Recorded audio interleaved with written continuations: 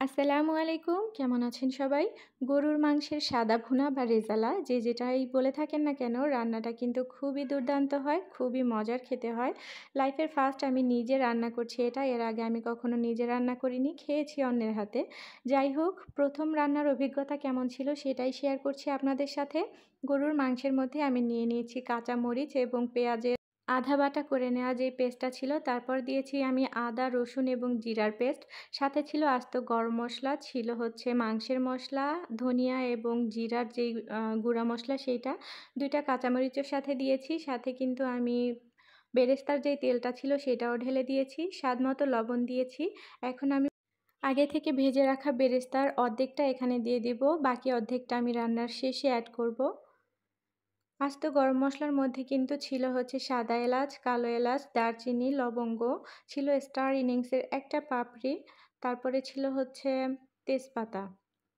তো যাই হোক, সবশেষে কিন্তু আমি দুধ ঢেলে দিলাম। আমি কিন্তু এখানে টমেটো সসও অ্যাড করেছি, আপনারা নিশ্চয়ই খেয়াল করেছেন। এই তো এখন আমি ভালোভাবে মেখে এটাকে রেস্টে রেখে দিব বেশ অনেকক্ষণের জন্য। এই ধরেন কমপক্ষে আধা ঘন্টা। কেউ চাইলে রেস্টে না রেখে সরাসরিও রান্নায় বসিয়ে দিতে পারেন। আর কেউ চাইলে হচ্ছে মশলাটা মাংসের সাথে আগে মেখে তারপরে হচ্ছে দুধ অ্যাড করতে পারেন। তো আমি যেহেতু ফার্স্ট টাইম করছি, আমি আমার সুবিধা মতো করে নিচ্ছি। এই তো এখন ঢাকনা দিয়ে আমি জালটাকে জ্বালিয়ে দিয়েছি। একদম অল্প আঁচে আমি কিন্তু এটাকে ১ম ১৫ মিনিটের মতো কুক করে নিচ্ছি। এই ১৫ মিনিটে কিন্তু আমি একেবারেই ঢাকনাটা খুলিনি। এরপরে হচ্ছে অল্প, অল্প করে নেড়ে দিব, আবার ঢেকে দিব। এভাবে আস্তে, আস্তে করে আমি মাংসটাকে সেদ্ধ করে নেব। আপনাদের যদি মনে হয় যে মাংস সেদ্ধ হচ্ছে না, সেই পর্যায়ে আপনারা চাইলে কিছুটা পানি গরম করে তারপর অ্যাড করতে পারেন। আমি যেহেতু খুবই অল্প আঁচে ১ম থেকে রান্না করেছি, আমার সেই ১ম অ্যাড করা দুধটাতেই রান্নাটা হয়ে গিয়েছে। আর দুর্দান্ত খেতে হয়েছে। আপনারা এই পর্যায়ে একটু ঘি অ্যাড করে দিতে পারেন।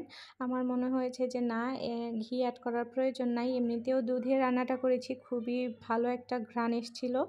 দুধের কোয়ালিটি যদি ভালো হয় তাহলে ঘি অ্যাড করার প্রয়োজন নাও হতে পারে আরকি। তো যাই হোক, এই যে আমি এখন কিন্তু প্লেটে বেড়ে নিচ্ছি। আর মানে লোভ সামলাতে পারছিলাম না। এত সুন্দর একটা ফ্লেভার আসছিল, মানে কি আর বলবো। খেতেও কিন্তু দুর্দান্ত হয়েছিল। আপনারা যারা, যারা এই কারিটা পছন্দ করেন তাদের তো মনে হয় দেখেই মানে জিভে জল এসে গেছে। তো যাই হোক, একবার ট্রাই করে দেখতে পারেন যারা, যারা এখনও ট্রাই করেন নাই। আসলেই কিন্তু খুব মজার একটা কারি হয়। এমনিতেও গরুর গোশত যদি অল্প আঁচে একদম ঢেকে অনেকক্ষণ পর্যন্ত রান্না করা যায় তাহলে কিন্তু মাংসটা অনেক সফট হয়ে যায়। আর মশলাটাও ভালোভাবে ভিতরে ঢোকে। শেষের দিকে একটু জাল বাড়িয়ে দিতে হয় আরকি।